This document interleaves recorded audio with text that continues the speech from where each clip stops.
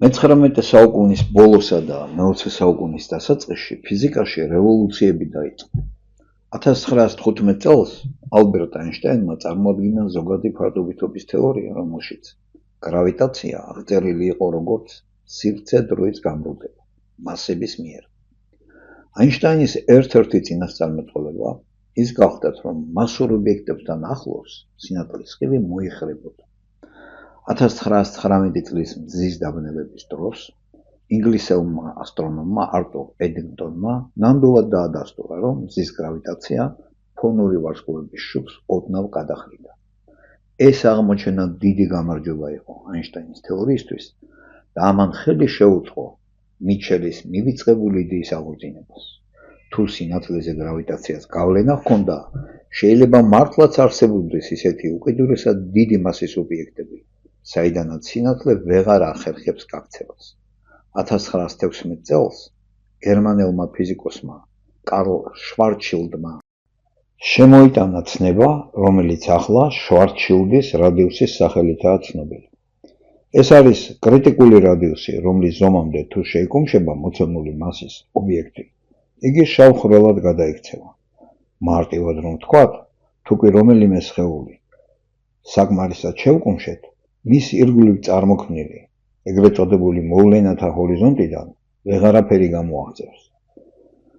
შვარცშილდის ფორმულა ჩვენთვის უკვე ცნობილი ფორმულის მიხედვით შეგვიძლია მივიღოთ და გამოვთავოთ მაგალითად მზის მასისთვის თუ როგორი რადიუსია საჭირო რომ გადაიქცეს მზე, ისე რომ მისი მასა არ შეიცვალოს შავ-ხვრელად, დაახლოებით 3 კილომეტრი იქნება. დედამიწისთვის ეს იქნება დაახლოებით 1 სანტიმეტრიანი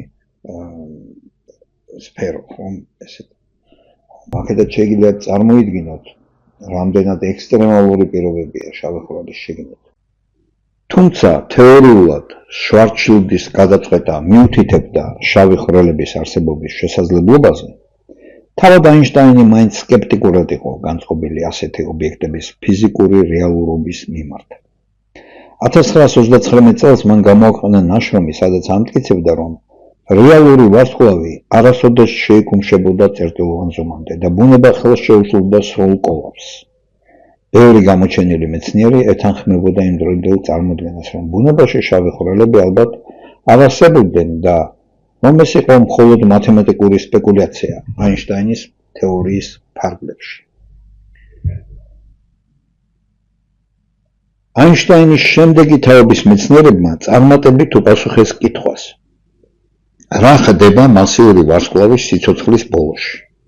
1930 წელს ინდოელმა ფიზიკოსმა სუბრამანიან ჩანდრასეკარმა გამოთვალა, რომ თუ კი გაცივებული ვარსკვლავი, თეთრი ჯუჯა, დაახლოებით 1.4 მზის მასაზე მძიმე იქნება, ვერაფერი ვერ შეაჩერებს მის შემდგომ კოლაფსს.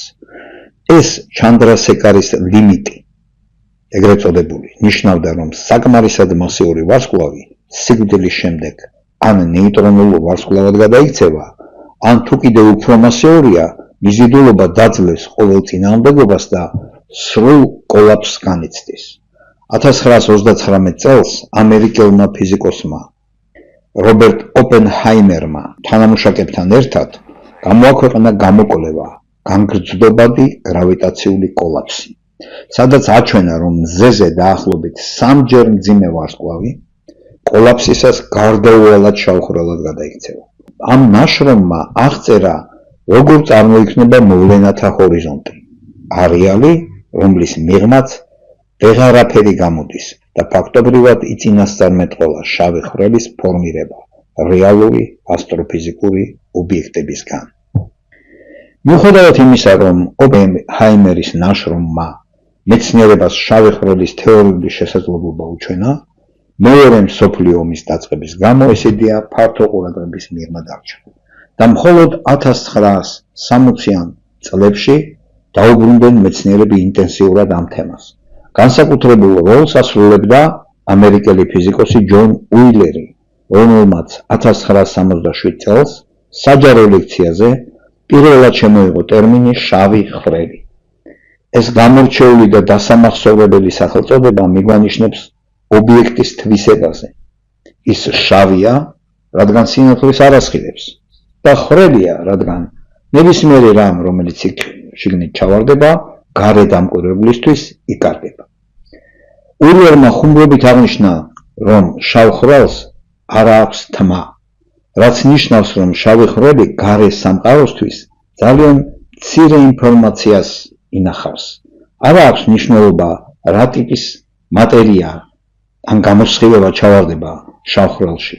გარე დამკვირვებლისთვის მისი მდგომარეობა მხოლოდ 3 პარამეტრით აისახება: მასა, ელექტრული მუხტი და კუთხის იმპულსი, იგივე ბრუნვის იმპულსი. ყველა სხვა ინფორმაცია, მაგალითად ჩავარდნილი ნივთიერების ქიმიური შემადგენლობა ან სტრუქტურა, შავ ხრელში გარე დამკვირვებლისთვის იკარგება. ამიტომ ამბობენ, რომ შავ ხრელს თმა არ აქვს, ესე იგი ის არ ატარებს ზედმეტ დეტალებს, არ გვიზიარებს ზედმეტ დეტალებს თავის შიგთავს. ვიდეოს ექნება გაგრძელება. შემდეგი ნაწილია კვანტური ფიზიკა და თანამედროვე აღმოჩენები.